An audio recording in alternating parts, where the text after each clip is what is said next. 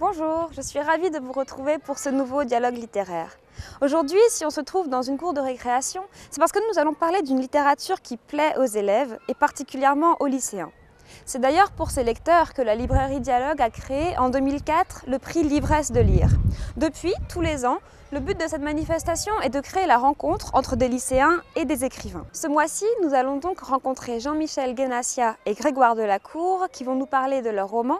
Et à la fin d'émission, c'est Laurane qui nous présentera sa sélection spéciale qui ravira les jeunes adultes. Mais tout d'abord, commençons donc par la rencontre avec Jean-Michel Guénassia. Lauréat du prix Goncourt des lycéens en 2009 pour le Club des Incorrigibles Optimistes, il a également publié plus récemment La vie rêvée d'Ernest Auger. Laurence l'a interrogé sur ces deux romans.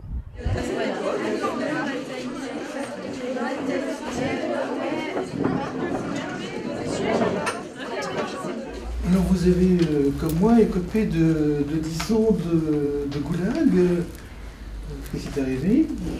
Moi, je suis arrivée avec 5 minutes de retard. On m'a accusée de sabotage. Moi, j'avais 5 minutes d'avance. On m'a accusée d'espionnage. Ah. Et moi, je suis arrivé à l'heure où on m'a accusé de conformisme petit bourgeois.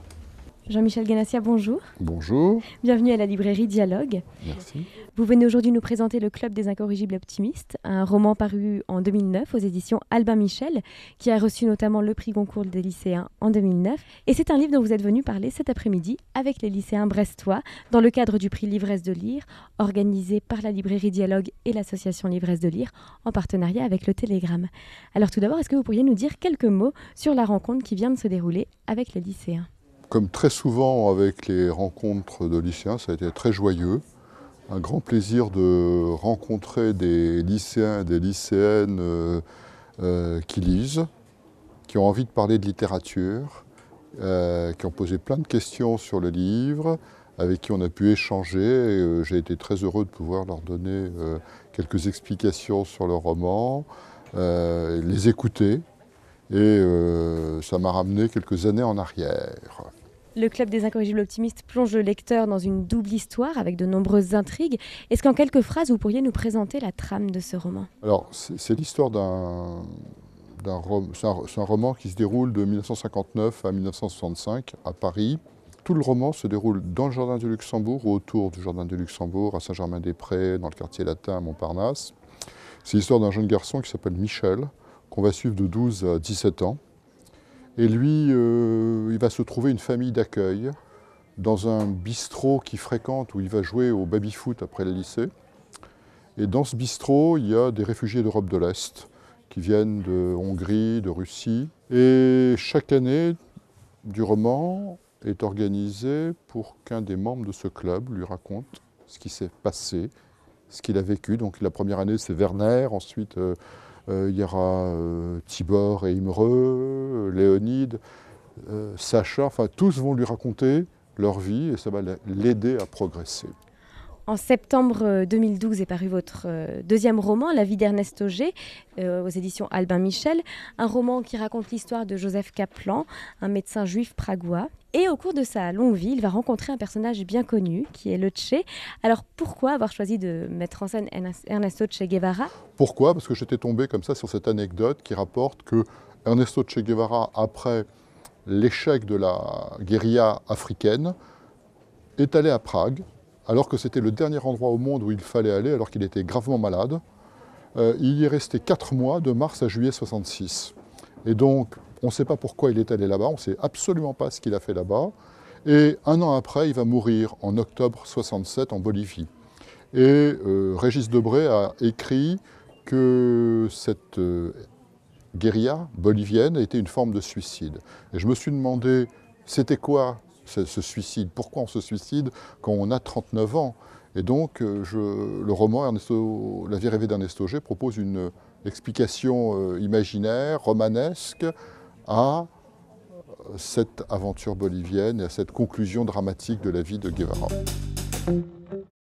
Que feriez-vous si du jour au lendemain, vous deveniez propriétaire d'une très grosse somme d'argent ?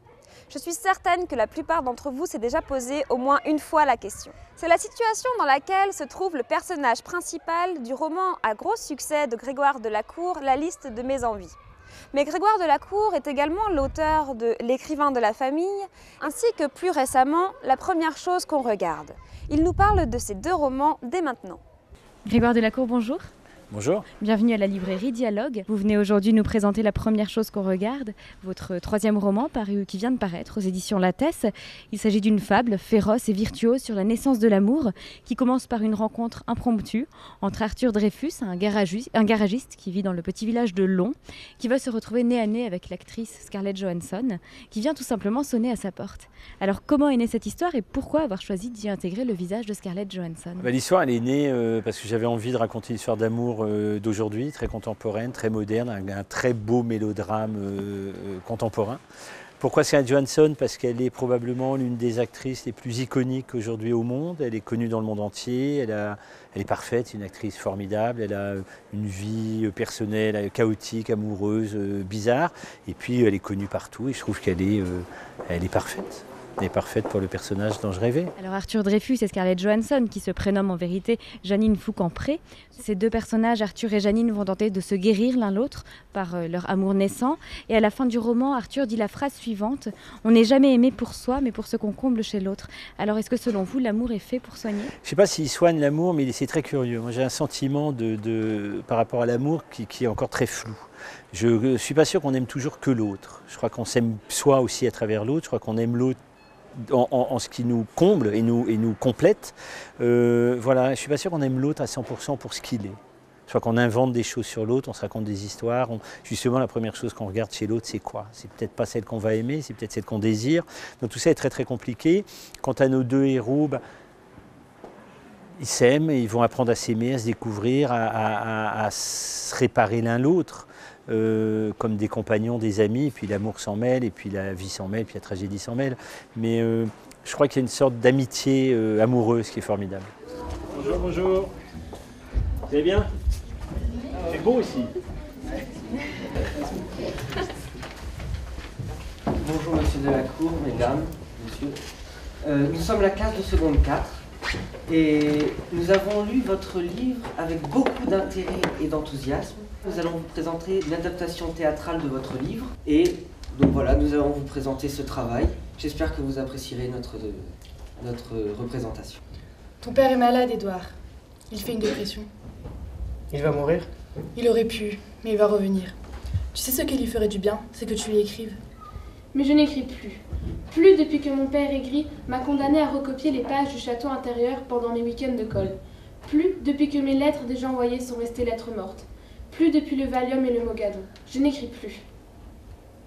Pense-y, c'est ton père. Mon père me manquait, sa tristesse, la fumée de ses cigarettes. C'est très très émouvant.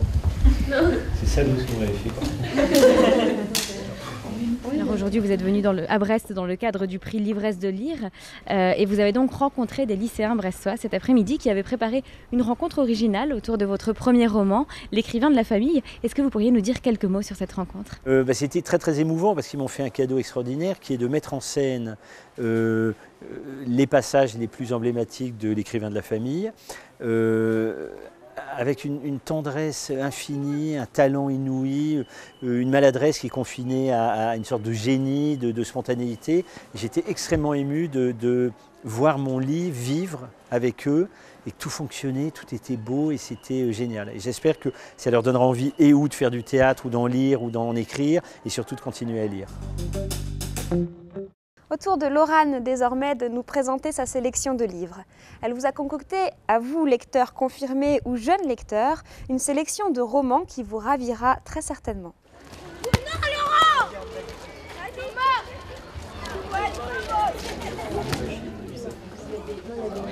Bonjour à tous. Aujourd'hui, nous sommes au CDI du lycée de l'Arteloire, à l'occasion de l'émission dédiée au prix L'ivresse de lire. Je vous propose alors 3 conseils de lecture pour les lycéens. Des lectures plaisir, mais également des lectures importantes, piochées dans le rayon des jeunes adultes, mais aussi en littérature et en polar. Je commence avec Western Girl, d'Anne Persin. Anne Persin, on la connaît et on l'adore pour son roman « Comment bien rater ses vacances », où elle alliait le réalisme à un humour décapant. On la retrouve vraiment ici avec plaisir dans ce roman qui mêle les grandes plaines américaines du Midwest à la musique country de Johnny Cash. Élise L'héroïne a 16 ans, elle est bretonne et elle réalise son rêve, partir 3 semaines aux États-Unis faire du cheval dans le désert. Un rêve de cow-boy vite terni par la bande de Parisiens snobinards qui l'accompagnent. Mais c'est sans compter sur l'humour et la fougue de la jeune fille qui ne se laisse pas si facilement désarçonner par les complots. Amour et trahison baladent dans le Far West. Dans le journal intime que tient Élise, on se balade avec elle et on découvre la vie avec délices. Dans un autre registre, je vous propose Peter Hobbs avec un verger au Pakistan, publié aux éditions Christian Bourgois. C'est l'histoire d'un adolescent qui, à 14 ans, se fait enfermer parce qu'il a eu le malheur de tomber amoureux de la fille d'un homme puissant. Pendant 15 ans, il est donc emprisonné, malmené, torturé. Libéré pour une raison qu'il ignore, il trouve sur son chemin un poète, Abbas, qui va le prendre sous son aile. Grâce à lui, il va réussir à se reconstruire, à tenter de comprendre un monde qu'il n'a pas vu évoluer. Un monde dicté par un extrémisme religieux et bientôt par la guerre. Enfant devenu adulte, il nous raconte son enfermement mais avec pudeur, sans violence, sans mots atroces, alors qu'on comprend bien que c'est aussi un roman sur celle qu'il a aimée et qu'il n'a jamais oubliée. Un roman sur l'amour et sur sa force dans une langue très belle et poétique. Grâce à ce livre, on découvre aussi un pays méconnu, le Pakistan, à travers différentes facettes, celles séduisantes des contes orientaux, mais également à travers le côté peut-être plus obscur de sa situation actuelle, celle d'un pays au régime politique instable. Je détends un peu l'atmosphère maintenant avec cette série que débute Elizabeth George et qui s'appelle Saratoga Woods. C'est en fait le premier tome d'une série policière dédiée aux adolescents. Elizabeth George, on la connaît pour ses récits à suspense, dédiés aux adultes, et ici, elle lance sa série pour les adolescents. C'est l'histoire d'Anna Armstrong, une adolescente qui possède un don aussi précieux que dangereux. Elle entend les pensées des autres, et tout se complique lorsqu'elle comprend que son beau-père a commis un crime. Mais sa mère réagit vite et l'envoie au loin pour la protéger. Commence alors pour Anna un périple dans lequel elle va devoir rapidement apprendre à se débrouiller seule. En effet, elle arrive dans une ville qu'elle ne connaît pas, où personne ne l'attend, où elle doit également changer d'identité, elle devient Becca King. Elle comprend rapidement que rien ni personne ne semble clair ou digne de confiance.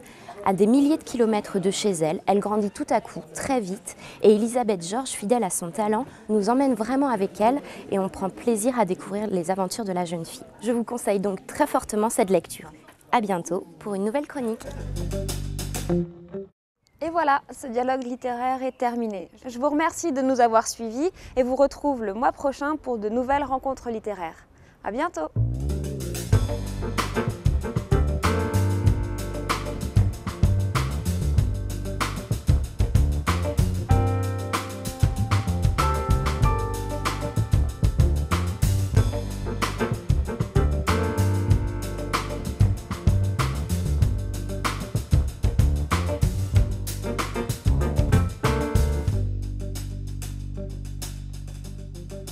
Thank you.